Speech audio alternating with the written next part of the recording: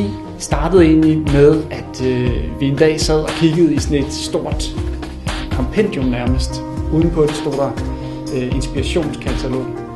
Og det var sådan en samling af iværksætterprojekter, der var beskrevet med sådan projektbeskrivelser. Og vi sad og bladrede i det, og så tænkte vi, hvad er det, vi mangler her? For det var gode idéer, men der var ikke så meget liv i dem. Og det vi kom frem til, det er, at vi mangler jo menneskene. Vi mangler begejstring. Vi mangler de folk, der ikke har sovet hele natten, fordi de bare vil det her projekt. Det er jo virkelig lige så meget det, der overbeviser, som det er idéerne. Ja, altså vi laver et projekt, der har arbejdstitlen Refurn. Og projektet det går ud på, sådan på de store linjer, at reducere affald i miljøet ved at finde på nye måder at bruge det på. Og vores eksempel er så, at vi går ud på gamle byggepladser eller industrielle områder og finder materialer, som skal udfases eller på en eller anden måde ikke bruges mere. Og dem laver vi så om til møbler.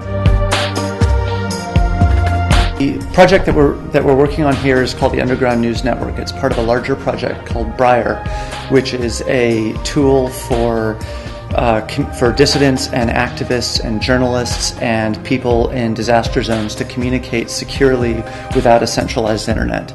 So we can deal with whatever transmission media are available, whether that's a satellite or USB sticks, and ensure that people can communicate securely and reliably in a kind of a person-to-person manner that matches the kind of relationships that they have within an existing community.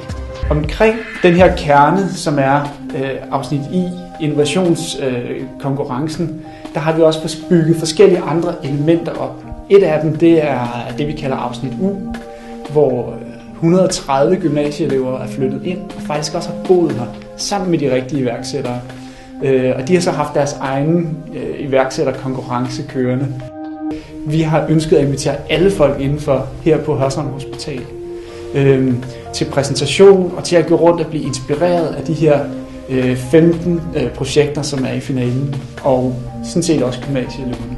Vi kan mærke, at iværksætterne synes, det har været spændende at være her. Vi kan mærke, at erhvervslivet bliver tiltrukket og får noget med tilbage. Vi kan mærke, at kommunerne synes, det er spændende.